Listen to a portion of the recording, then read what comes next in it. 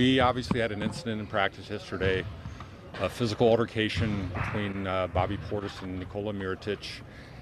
The result of that was some facial injuries to Nico, and some fracture and a concussion. Both players owned responsibility in the incident itself, but only one player threw a punch, and that punch connected, and for us that is inexcusable. It's not who we are. It disappoints us in terms of what happened, and because of that we've determined that we're going to suspend Bobby for 8 games. We understand Bobby Portis is not a bad person. He's a good kid. He's a competitive kid. But in this instance, he made a mistake. And as we all know, when you make mistakes, you gotta suffer the consequences. And the consequences in this situation are going to be 8 games where he will be not with us. So that's the decision we came to. This is a team suspension. We did get counsel and advice from the league because this is really unprecedented in a practice situation. There's altercations a lot of times, but the result of Nico's injuries are why we've taken the position that we have, and that's where we are. So how long will Nico be out? We're anticipating 4 to 6 weeks. But again, with the concussion, that has to be resolved before some of the other things can be taken care of. The facial fracture can be taken care of. So he has to get that resolved first, and that could take some time. John, fights happen, unfortunately, in practice and in games. Can these two guys play together going forward? I have confidence in our group, in that locker room. I just spoke to our team. Our responsibility now is to be supportive of both Nico and Bobby. We're a team, we're a group, and you have to proceed that way. These type of things do happen. I mean, I've been a part of them. I've seen them. Positionally, it can happen. I used to get in this little scuffles with BJ when we played, but you can't cross the line, and Bobby crossed the line. I've talked to have said that this has kind of been brewing for the last couple of years, that these two have had incidents before, not physical where a punch was thrown, but they have had shouting and shoving. Could this have been put to rest earlier between these two? No, there's over 2+ years. And again, when you're in a practice situation and you're competitive and you're going up against a guy every day, there's times where you get into things, but it never reached a level that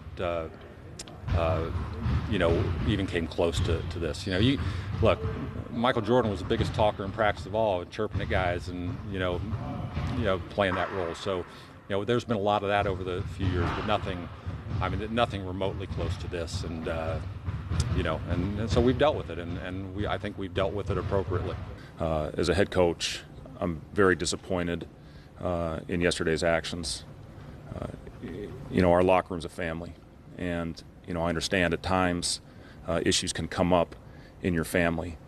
But what happened yesterday, we've created a very competitive environment in this training camp.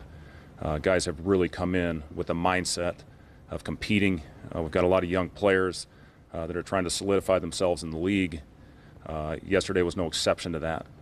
We were having a great practice preparing for our opening game in Toronto tomorrow night. There was some talking going on.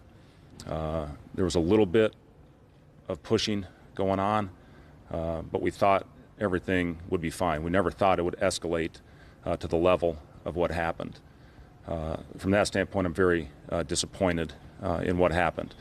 Now, my job is to not let this moment derail us. My job is to get these guys prepared to go out and fight and play as a group, and I'm confident that our guys will do that. They've shown that going all the way back into late August, when they showed the commitment to be in this gym and be there for each other. We're going to go in tomorrow, obviously, shorthanded, and for the first part of this season, 10% of our games shorthanded. I'm confident that our guys will rally around each other. I've seen how much these guys care for each other, and we're going to go in tomorrow to Toronto as a group. We're going to learn from this. We're going to grow from this, and we're going to compete. I promise you that. I'll say this: they have been competitive with each other, as have other players on our team have been competitive with each other. They have supported each other at the end of the day with whatever decision is made with our group. Looking back on it, sure, hindsight's 20/20. Should we have stepped in and stopped practice? Guys, I've been a part of this thing as a player. I've seen altercations happen every year, every week, every month. You see things that happen on the floor. When's the right time to step in? I saw it on the best teams I played on, where you had that competitive spirit. You have to have it if you're going to have any chance at all. So, sure, looking back on it, Joe, would we have handled the situation differently? Maybe, I don't know. But we never thought what happened when the line was crossed. We just didn't anticipate, obviously, that would happen in this situation.